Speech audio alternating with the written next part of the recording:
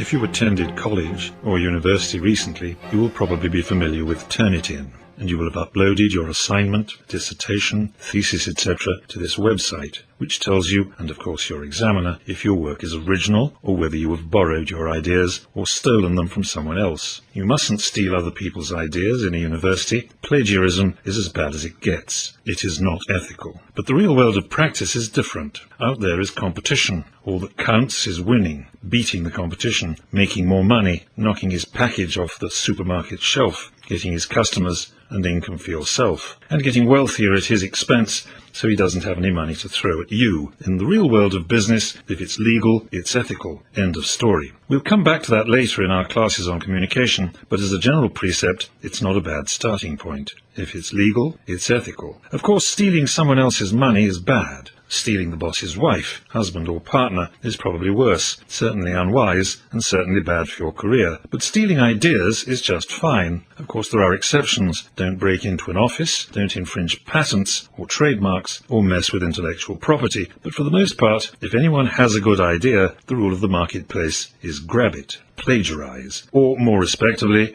learn from others how to do it better. This is not just a matter of self-indulgence, it's a matter of survival. There is always competition, and you have to beat the competition. You have to look coldly at what the competition does, and do what they do, but better. And there's no better way of marketing better than marketing like the best. As we put marketing to work, we're going to do just that. We're going to look at marketing best practice and learn. We're not going to invent best practice in marketing. We're not going to seek best practice in books. We're going to ape best practice at work. Our model of best practice of marketing at work will be an organization we already met. In our class, A Tale of Two Marketing Cities, we observed the wise marketer observes Procter & Gamble, P&G closely, and in our course we will do so. And that is precisely what we're going to do now, and throughout our whole section, Marketing at Work. Now, why should we pick Procter? Well, marketing is a toolkit. And when the toolkit is wielded by a marketer, it creates value. And the value that we create resides in a brand. P&G manages its hundreds of brands as standalone businesses. P&G invented brand management. The first of its thousands of brand managers was Neil McElroy in 1931. Every P&G chief executive since then, just 10, was previously a P&G trained brand manager. And every brand manager was trained to be a brand manager by P&G in a standardized in-house program, the essence of which we are going to dissect in these classes. Join us to deconstruct marketing best practice at Procter & Gamble.